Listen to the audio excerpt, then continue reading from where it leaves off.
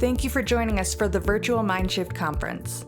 Mindshift is an organic, informal, and international network of Christian education leaders working to catalyze innovative change in our schools. We provide forums for like-minded leaders and friends who care about the mission of Christian education to converse, convene, and collaborate. The purpose of this conference is to provide sessions related to the recent book, Mindshift, Catalyzing Change in Christian Education, as well as push beyond the book to invite discussion around pressing or controversial questions facing educators, students, and schools. After watching this keynote video, please make plans to join us later in the month for the corresponding panel discussion as noted on the Mindshift conference schedule.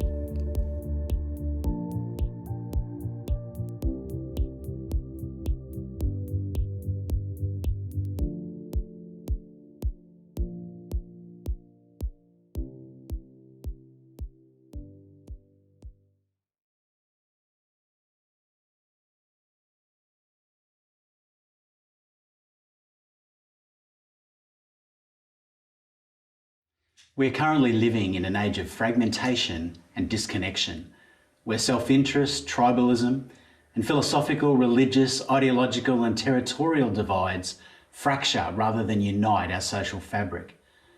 The consequence of this fragmentation is the cultivation of silos that serve as echo chambers within our cultural institutions and organisations. We prefer our demarcated spaces and postures, and the searching question of who is my neighbour becomes lost through our wall building and siloed ways of living and working and having our being. In the Mindshift chapter, From Siloed to Engaged, we identify that within flourishing organisations and cultures, silos impede rather than cultivate a shared purpose and vision for communities. Lencioni states silos and the turf wars they enable devastate organisations. They waste resources, kill productivity, and jeopardise the achievement of goals. This is also true of our wider cultural ecosystems, and it's important to consider that breaking down silos is a biblical principle. In the parable of the Good Samaritan in Luke 10:25-37, nothing captures the concept of silos better than the priest and the Levite within this story, passing on by the other side. What compelled the Samaritan to do something radically different from the norm? He engaged in proximal, real, meaningful and transformative relationship with the wounded man, left by the side of the road. There was a greater vision than clans, ideology and geopolitical boundaries at play in his response. It was acting out of a central question regarding who is my neighbour. Silos arise not necessarily because of what we are doing wrong, but rather because of what we are failing to do. Moving from siloed to engaged is not just an internal transformation. It is also a public-facing declaration of that transformation that is experienced within the wider neighbourhood and community.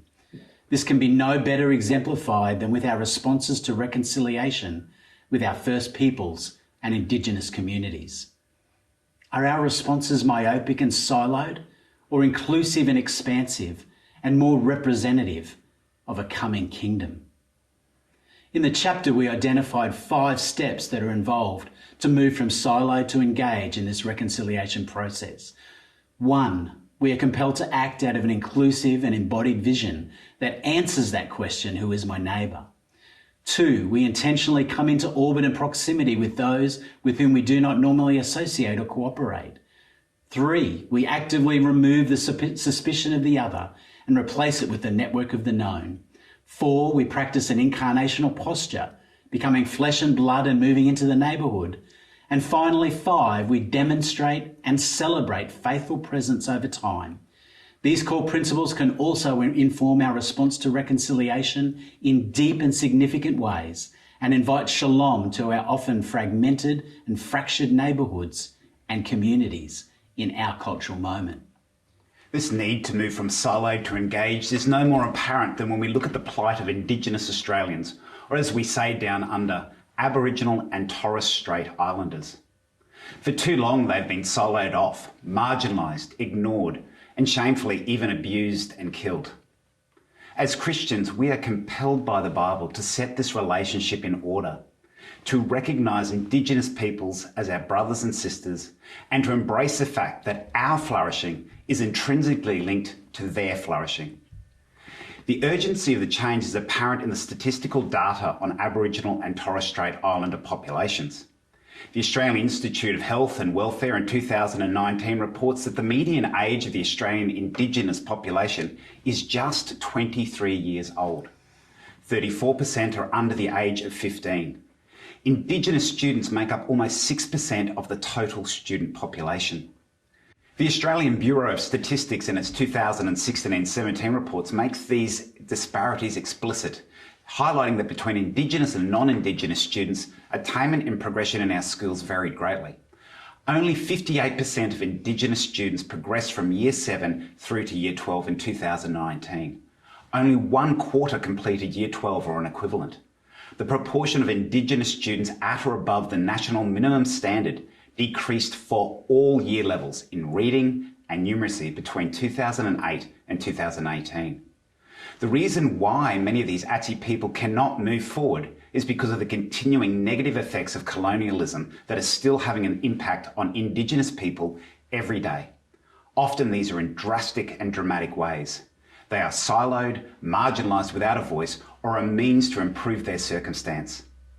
These inequalities continue through the life of the Aboriginal and Torres Strait Islander person, having a suicide rate in their populations twice that of other Australians.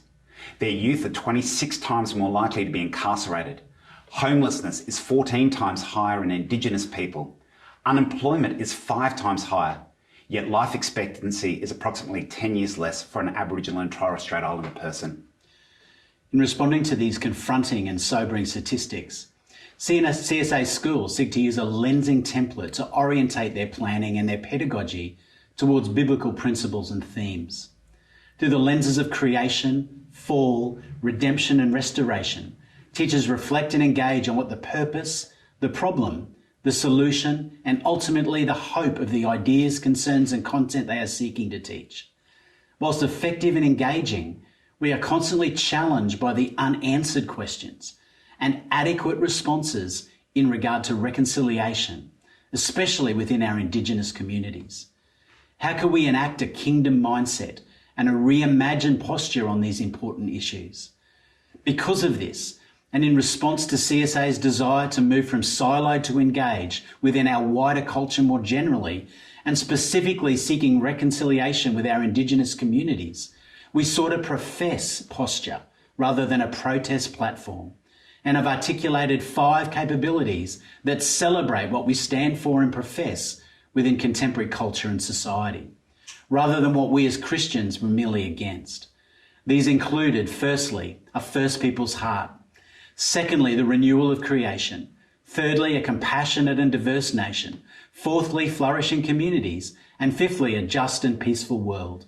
The First People Heart profess statement arises out of sad and sobering history of how First Peoples have been treated in our nation. We must have a vision for Aboriginal and Torres Strait Islander students. All students should be excited and motivated to go to school. All students should feel safe and valued because their teacher acknowledges and values what they bring to the classroom. Students should also be able to fully participate and contribute to the classroom and be brave and bold and not feel shame about their identity or ethnicity. Students should be able to put their faith and trust in teachers who understand and empathise with their invisible backpack. All students should receive a quality education and not be left behind because of cultural differences. To achieve this vision, teachers and school leaders alike must step out of their comfort zones and do life with their Aboriginal and Torres Strait Islander students. This can only happen through developing cultural competence. Increasing the cultural understanding, awareness and competence of classroom teachers is one way in which to address the educational attainment of Indigenous students. Research highlights that conditions which would more likely increase student participation in education include culturally competent systems and teachers who promote reconciliation, Active and respectful engagement with Aboriginal and Torres Strait Islander communities, parents and students. Teachers who know their students and actively value their students' cultural backgrounds, seeking out culturally responsive pedagogies, knowing Aboriginal, Torres Strait Islander histories, cultures, and seeking to develop strong relationships. The rejection of racial inequalities and building culturally inclusive classrooms. The acknowledgement that change occurs through cultural understanding, seeking to disrupt and change dominant practices. A recognition that systems and teachers need to critically engage in self-reflection to challenge their own biases and assumptions. In effective classrooms, the pedagogy that prevails must be one where power is shared on equal terms. Culture counts, learning is interactive, and dialogue is far-ranging. As a teacher in cross-cultural contexts, one must look inwardly and turn oneself inside out and ask how I can change my behaviour, my thinking, my pedagogy to respond to that question, who is my neighbour? And how do I intentionally come into orbit and proximity with those whom we would not normally associate or cooperate? Furthermore, how can I actively remove the suspicion of the other and replace it with a network of the known? And in what ways can I practice an incarnational posture, becoming flesh and blood and moving into these neighbourhoods? And finally, how can I demonstrate and celebrate faithful presence over time? To assist with the application of these principles, we need to change the narrative and provide the seat at the table for our Indigenous brothers and sisters. As a beginning point, CSA has developed with Australians Together a resource, Aboriginal and Torres Strait Islander Histories and Cultures, which uses a tool to focus on 5 key ideas to facilitate a change conversation. The 5 key ideas focus on the wound, our history, why me, our cultures, and my response. With the students or in the teacher's own planning, central questions are used to challenge the teacher and the students about the paradigm they are coming from and the history or story they are perpetuating. For a topic or a historical event, opportunity is given to explore questions which might bring a very different understanding from an Aboriginal or Torres Strait Islander perspective. The first question is around the wound. What is there that is evidence of a wound or as a result of something that's occurred in the past? The goal is to empathise, and the reason why many Indigenous people experience injustice and disadvantage is important to grasp. Our history, is there a history that has not yet been told? We acknowledge that our shared past continues to have an impact on our present context. The next question is, why me? What has this got to do with me? We need to appreciate the interconnectedness of Australians and take personal responsibility for attitudes and behaviours towards Indigenous people and their culture. The next question centres on cultures. What is the culture or worldview perspective that we've adopted? We must value and respect Indigenous people through an understanding of the importance of culture.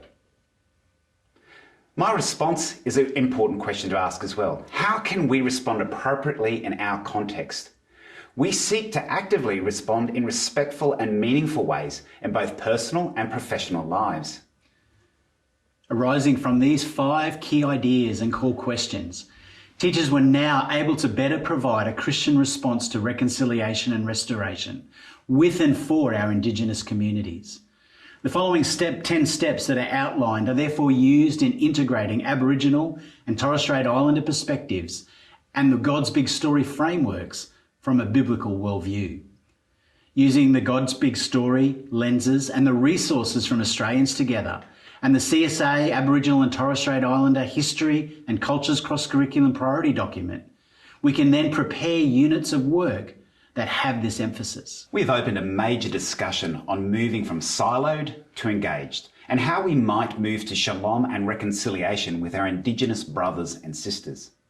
To continue the conversation and contextualise the issues for your location, we want to leave you with a few questions to ponder. What does a culturally competent teaching workforce look like? Why do teachers and school leaders need to be culturally competent? What does cultural safety look like in schools? What might be some of the challenges or barriers we face in developing a culturally competent teaching workforce? And finally, what similarities and contrasts are there from the Australian context that we've shared to the plight of Indigenous peoples or minorities and the marginalised in your context where you're from?